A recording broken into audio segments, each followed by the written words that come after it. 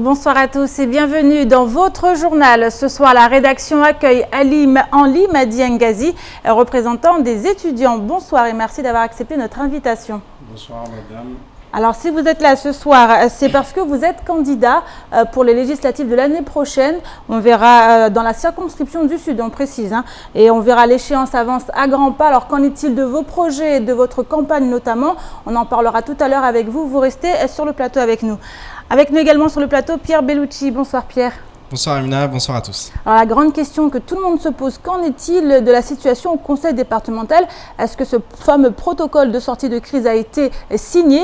Vous nous en direz davantage dans ce journal, Pierre. Mais d'abord, voici les titres de ce vendredi 9 septembre.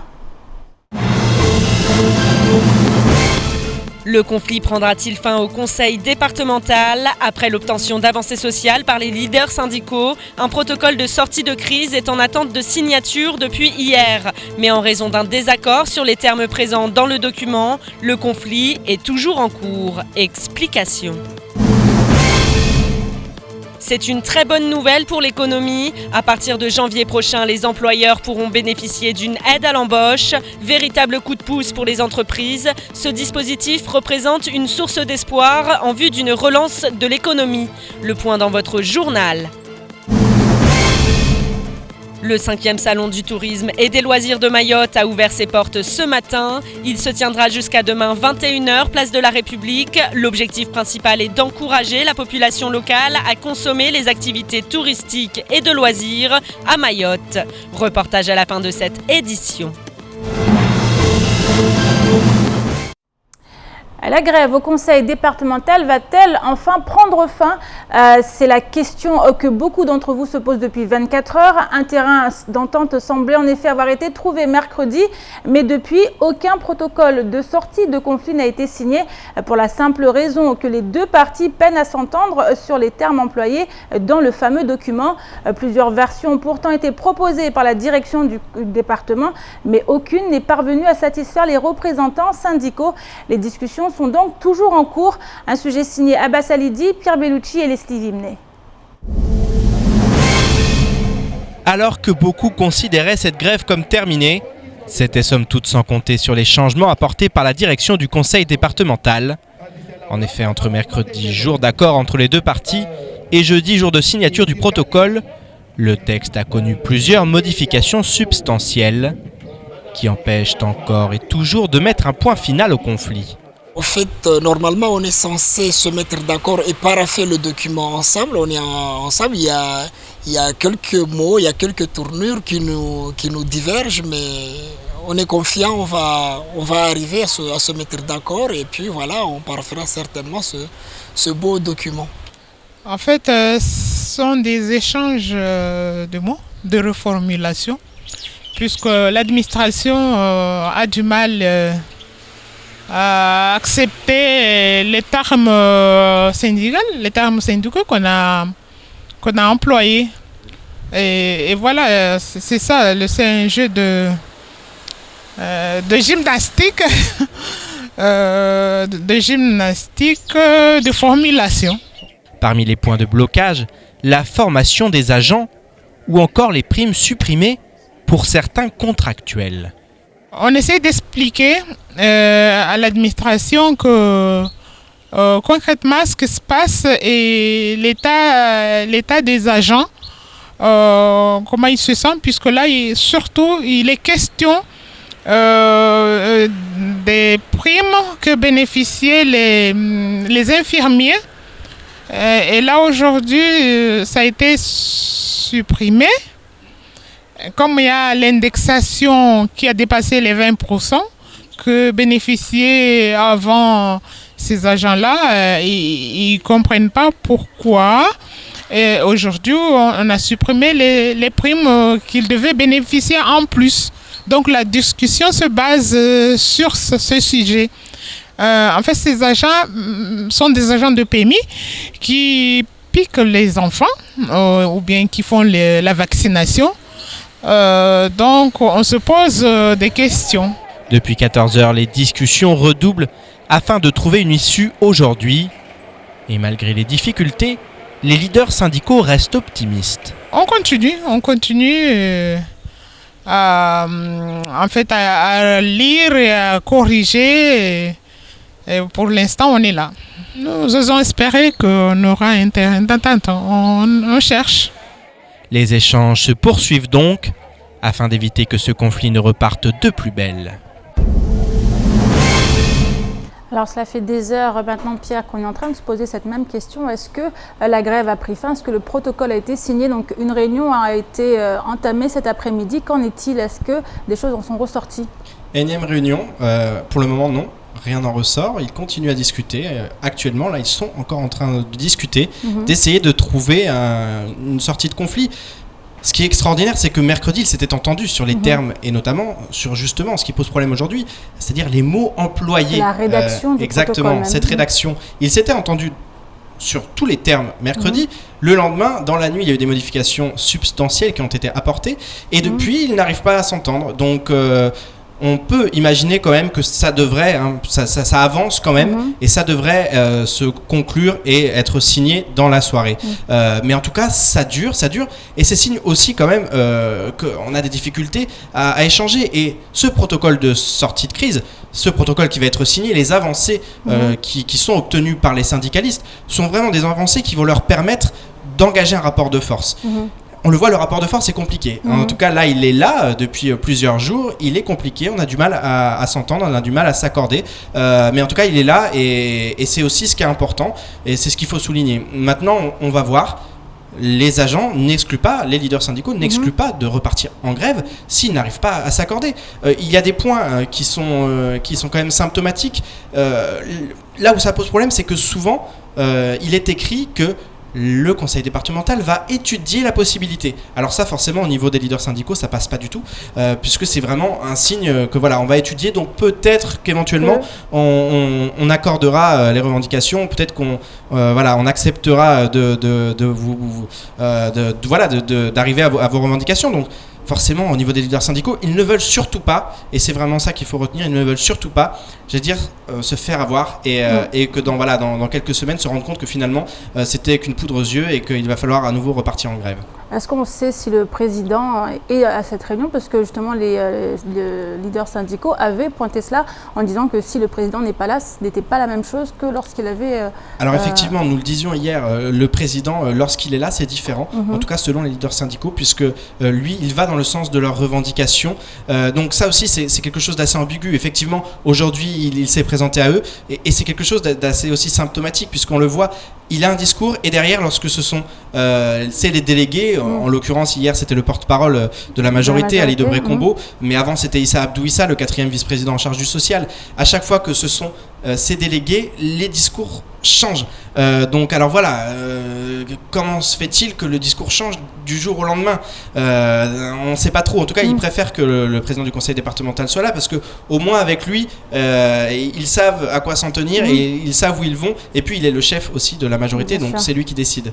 Merci beaucoup, Pierre. Donc on continue à suivre la réunion, savoir ce que ça a donné tout à l'heure si elle se termine. Et puis si la grève, à la fin de ce journal, on essaye d'avoir un point. Merci beaucoup Pierre, vous restez avec nous et on continue avec cette matinale dédiée au dispositif d'aide à l'embauche, des mesures qui entreront en vigueur dès janvier prochain et grâce auxquelles les employeurs vont pouvoir obtenir une indemnité en cas d'embauche. Il leur suffira pour cela de se rapprocher de l'ASP, l'agence de services et de paiement, afin d'entamer les démarches nécessaires. Et bien que soumise à condition, cette aide devrait apporter un véritable coup de pouce à l'économie locale. Les explications dans ce sujet signées Assoumani Darwesh et Pierre Bellucci. L'ASP, Pôle emploi, la DIECT, tous les représentants de ces institutions étaient présents au cinéma Alpaggio ce matin. Objectif, présenter le dispositif d'aide à l'embauche qui sera mis en place en janvier prochain. Donc dispositif permettant aux employeurs de bénéficier d'une aide pour des contrats en CDD d'au moins 6 mois, en CDI ou autres, permettant donc à ces salariés de bénéficier d'une aide complémentaire. Même les associations, les entreprises peuvent bénéficier de cette aide. Afin de bénéficier de ce dispositif, les employeurs doivent ainsi se rapprocher des différents partenaires, comme nous l'explique Audrey Bonato, la responsable du pôle social au sein du cabinet d'experts comptables 3A. En fait, ça se présente sous la forme d'un CERFA. Donc, elles ont la possibilité de présenter leur demande. En fait, c'est une demande qui est prise en charge par l'ASP. Hein. Donc, c'est présenté par la DIECT, par l'ASP et par Pôle emploi qui sont des partenaires, mais c'est vraiment l'ASP qui est gestionnaire de ce dispositif et qui verse ce dispositif. Si les employeurs peuvent d'ores et déjà se réjouir de la mise en place du dispositif, du côté des demandeurs d'emploi, la nouvelle est également très bonne. Pour les employés, ils ont la possibilité donc à minima d'avoir un emploi, puisque l'employeur peut être surtout favorisé d'embaucher, et le contrat est sur la base au maximum d'1,3 SMIC au niveau salaire. Dans un contexte où le développement économique de l'île peine à repartir de l'avant, l'aide à l'emploi représente une véritable source d'espoir. Pour nos clients, en tout cas au cabinet, c'est quelque chose de super.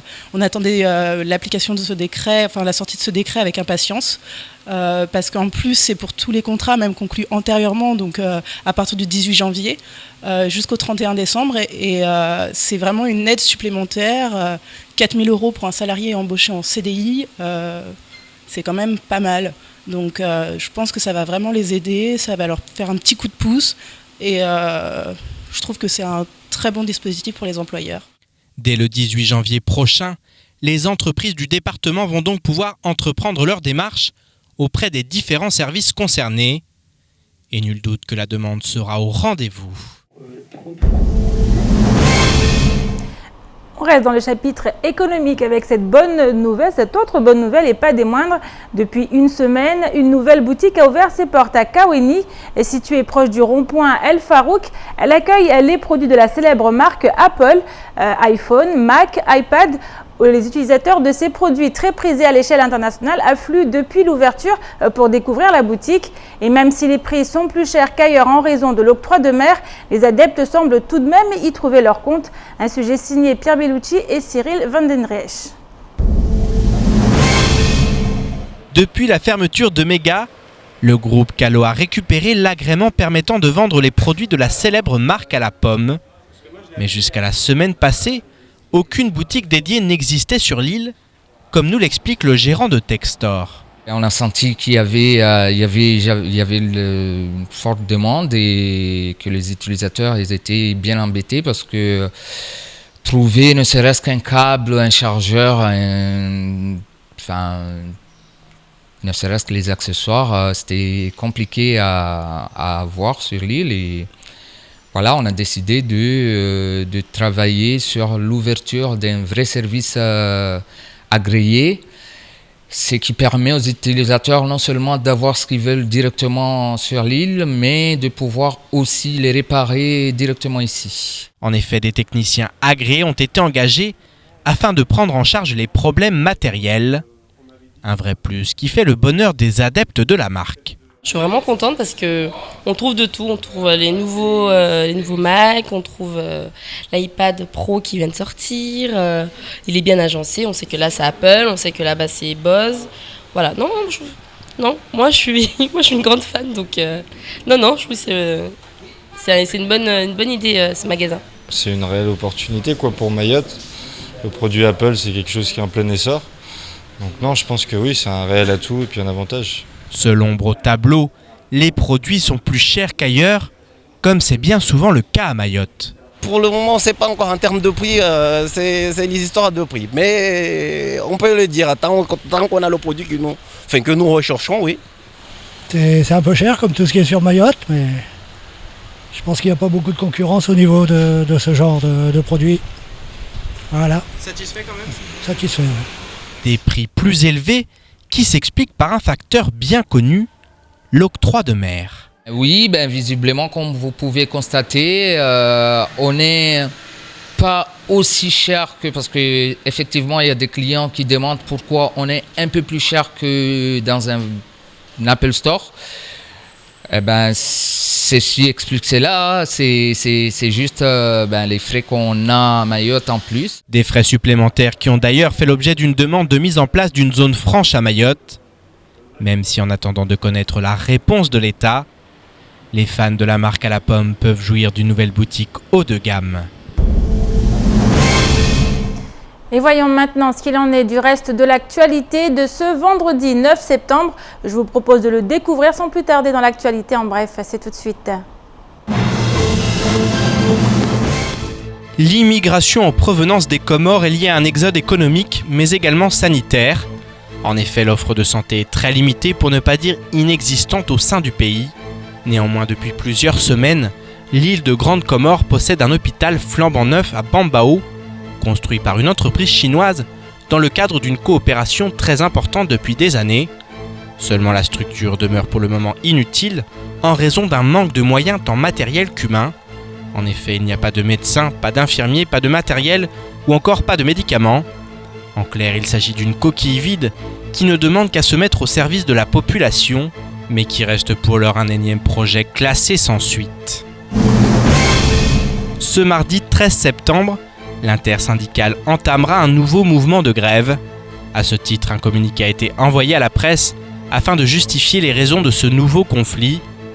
Les syndicats écrivent ainsi: force est de constater que près de 5 mois après la suspension du mouvement d'avril, le gouvernement n'a toujours pas pris la mesure de la situation à Mayotte.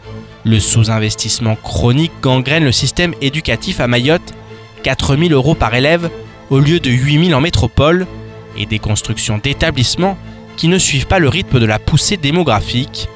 Reprise en compte de l'ancienneté, attractivité, accélération des carrières, assouplissement des conditions d'attribution de l'indemnité de déménagement.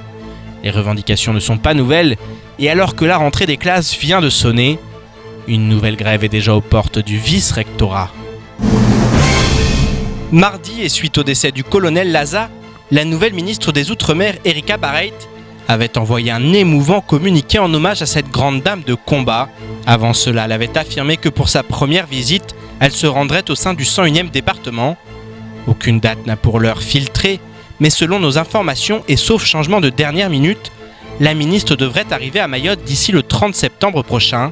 Quelques heures après sa prise de fonction, elle s'était d'ailleurs exprimée en ces termes concernant un département où il y a beaucoup d'attentes.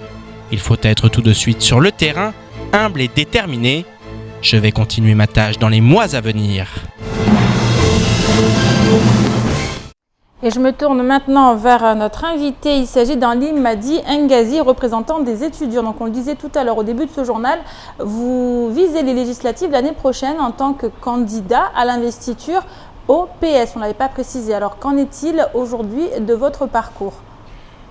Avant de commencer, d'abord j'aimerais adresser mes condoléances à la famille du colonel Laza, une femme, une combattante. Grâce à son combat, nous sommes là aujourd'hui. Grâce à elle, Mayotte est département et j'ai la possibilité de pouvoir m'exprimer aujourd'hui, ce soir, et également de dire ma candidature aux prochaines législatives. Oui. Alors donc vous êtes candidat à l'investiture au Parti Socialiste. Effectivement. On a la chance d'être en démocratie. Heureusement, encore que le parti permette à des jeunes comme moi de pouvoir éventuellement se proposer à une candidature aussi importante. C'est une chance qui m'est donnée également. C'est une candidature sérieuse et qui, j'espère, sera un signe d'abord que devant mes camarades qui me connaissent, tous ceux qui connaissent mon combat sur le territoire de Mayotte. Justement, vous parlez de votre combat. Aujourd'hui, vous savez que vous vous lancez dans une aventure, pour ne pas dire, cette élection, quand même, il y a quand même des mentors, il y a quand même des personnalités qui s'y présentent. Vous savez, et vous arrivez, jeune, vous dites, vous avez envie de vous lancer là-dedans. Qu'est-ce que vous pouvez dire aux gens par rapport à cette candidature? Parce qu'on ne vous a pas beaucoup entendu, on va dire. Jusqu'à maintenant. Et vous allez m'entendre, c'est le début déjà. Donc si je suis là, c'est d'abord un signe que rien ne va. Mais c'est avant tout un espoir que tout peut aller. Donc la jeunesse aujourd'hui, la jeunesse mahoraise doit oser. Et j'ose. Alors vous osez, quels sont vos projets? Quels projets allez-vous défendre pour Mayotte notamment? Avant tout, Mayotte ne va pas bien. Regardons la chose anthropomorphiquement. Encore qui a des jambes, qui a des bras, a besoin d'une tête. Et aujourd'hui, Mayotte n'a pas de tête. Vous voyez, l'éducation, la substance même du développement, parce que c'est l'éducation. Sans l'éducation, il n'y a pas d'économie, il n'y a rien qui fonctionne. Un corps sans tête, c'est un corps sans vie. Donc, j'espère en tout cas que je contribuerai à donner une tête, justement, à ce département pour qu'il puisse savoir où se diriger, parce que jusqu'alors, on n'a pas la possibilité, du moins, on n'a pas vu Mayotte, on n'a pas vu une bonne direction en tout cas. On n'a pas cet aperçu que Mayotte peut s'en sortir dans les conditions actuelles. Donc, d'où mon intervention. Je viens en même temps apporter de l'espoir et dire à tous les jeunes qui souffrent, parce que c'est surtout les jeunes, madame, croyez-moi, j'ai été sur le terrain pendant 4 ans, j'y ai croisé la souffrance, j'y ai vu la haine parfois, le désespoir. Vous voyez, ces jeunes, il n'y a pas plus de douleur ici que celle de ces jeunes. Alors, vous êtes candidat investisseur au PS, on l'a dit. Quel est votre parcours au sein du parti? Au sein du parti, bien, j'ai pris mon adhésion il y a pas mal de temps. J'essaie de faire de mon mieux pour militer, en tout cas au sein du parti.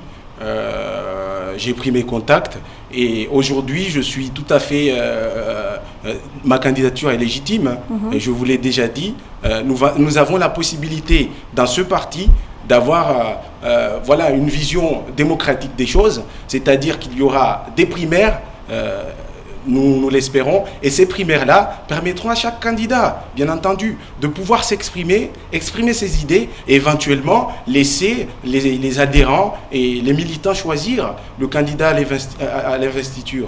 Donc moi, je suis candidat à cette investiture et j'espère qu'on me laissera la possibilité de pouvoir présenter mes idées et surtout dire mon programme que je ne détaillerai pas ici. Mais quelques mots alors, votre quelques mots, je me centrerai sur l'éducation. Parce que je vous l'ai dit je vous l'ai déjà dit, sans éducation, rien ne va. Notre économie, notre médecine, notre santé, tout ce qui est important pour le développement de cette île tient à une bonne éducation. Et pour ce qui est de votre campagne, comment ça se passe en ce moment? En ce moment, ma campagne, elle a commencé depuis longtemps parce que voilà, vous connaissez déjà, parce qu'on s'est déjà rencontrés, vous connaissez mon combat sur le terrain, vous savez que j'espère, en tout cas, je souhaite que mes camarades étudiants qui me verront ce soir pourront se dire qui me connaissent bien entendu, pourront voir à cette candidature un signe pour eux. Je les appelle à se réunir autour de moi parce que je suis leur candidat. Je suis le candidat de cette université que l'on attend depuis de nombreuses années. Donc, un point central de ma candidature, ça sera d'apporter l'université de Mayotte. Merci beaucoup, Ali Madi Ngazi. Je rappelle, vous êtes le représentant des étudiants, également candidat à l'investiture pour les législatives au Parti socialiste. Merci beaucoup. Merci, et c'est la fin de la semaine et si vous cherchez encore une idée de sortie pour ce vendredi soir, ce qui va suivre va sûrement vous intéresser. Le célèbre interprète de la chanson Aboudou actuellement à Mayotte et va se produire ce soir à la discothèque Le Loft. Devenu une véritable star grâce à ce titre, l'enfant du pays a voulu offrir une représentation au public local. Il y a quelques minutes, justement, il était sur notre plateau et il a bien voulu s'exprimer sur le showcase de ce soir. On l'écoute en compagnie de son ami et manager au micro de Pierre Bellucci. On est très content d'être ici, ouais, très content. Donc alors big up Mayotte et rendez-vous ce soir. Voilà. Ça s'annonce super bien déjà, il y a des échos qui tournent un peu, on est très content. Donc on espère que ce soir ça va être chaud, très chaud. Vous connaissez pas encore le public de Mayotte? Pour l'instant je sais pas, c'est la première fois, donc voilà quoi. Donc on espère que ça va être chaud. Donc j'espère que tout Mayotte sera là et on compte sur vous, ça va être chaud. En tout cas nous on est gonflés à Boc. Yes. Et on continue avec ce coup d'envoi qui a eu lieu ce matin à 10h sonnantes.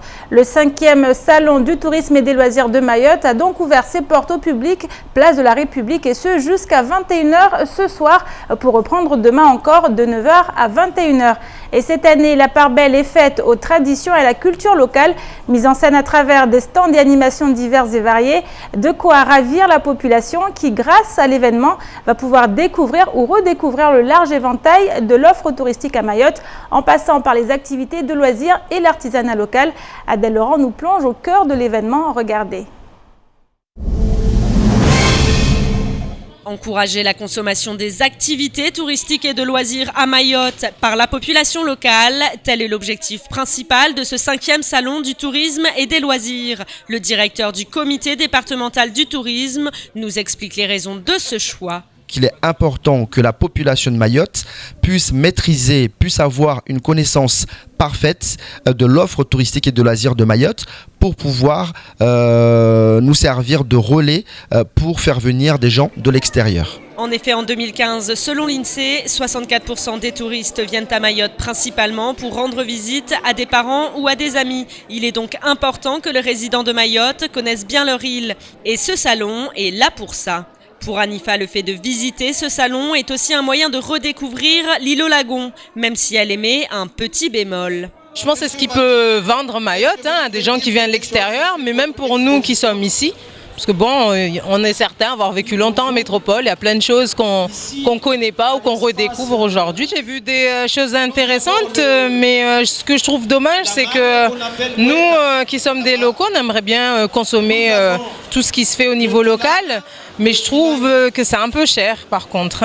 Des prix pas toujours adaptés à tous, mais le but ici est de promouvoir les activités touristiques locales. Et en ce qui concerne Pierre-Yves et Julie Clara, un couple de touristes tout juste débarqués à Mayotte, le pari est réussi. C'est notre deuxième jour, on vient d'arriver hier, donc on s'est dit qu'on allait découvrir plein de choses rapidement. La nourriture locale, et puis des petites balades en bateau pour aller voir les baleines, la plongée, les épices, voilà. Il y a plein de choses qu'on a envie de découvrir, notamment la nourriture. En tout cas, voilà, c'est assez sympa. Il y a un peu les couleurs locales, même au niveau des vêtements, on est tout de suite plongé dans l'ambiance en tout cas. Il y a de l'artisanat qui est assez chouette, donc ça donne un peu envie de ramener des beaux souvenirs, quoi. Et les visiteurs ne sont pas les seuls à se réjouir. En effet, pour les exposants, ce salon est l'occasion d'acquérir une visibilité et de faire grossir leur chiffre d'affaires. Je vois que c'est très bien organisé et il y a du monde déjà ce matin. C'est vraiment une bonne ambiance. En même temps, ça nous permet, nous, les petits couturiers qui sont dans le village, qu'on ne connaisse pas, pour faire beaucoup de clients, ça nous ramène quand même un peu du monde à la maison après. Ça se passe bien, ça commence à venir tout doucement. De toute façon, c'est le début, ça va venir. Néanmoins, certains exposants comme Abdallah notent tout de même une diminution du nombre de touristes comparé aux années précédentes. Les autres années, c'était vraiment très spécial parce que beaucoup de monde ici, ce que je vois ici, on ne voit pas les blancs, on ne voit pas le blanc, c'est-à-dire les touristes, seulement les Mahorais qui tournent. En effet, les événements survenus en début d'année à Mayotte ont terni l'image de celle-ci à l'international. Toutefois, le directeur du comité du tourisme se veut rassurant. Nous n'avons pas lâché nos efforts pour faire la promotion de Mayotte à l'extérieur. Et pas plus tard qu'au mois de juin, le 13 juin, nous avons fait un partenariat avec le conseil départemental, une soirée de promotion de Mayotte à Paris, où nous avons eu une 60aine de presse et tour opérateurs spécialisés. Et dans la même période, fin juin, nous avons fait venir également à Mayotte une dizaine d'agences de voyage de La Réunion pour venir découvrir Mayotte et parer à l'image négative qu'on a eu ces derniers temps. Des efforts mis en œuvre pour redorer l'image de l'île aux lagons, car si Mayotte possède toutes les cartes en main pour devenir une destination de choix, son instabilité sociale reste la raison principale des réticences des touristes. Pour l'heure, si vous voulez découvrir ou redécouvrir Mayotte sous différents angles, le salon du tourisme sera ouvert jusque demain, 21h.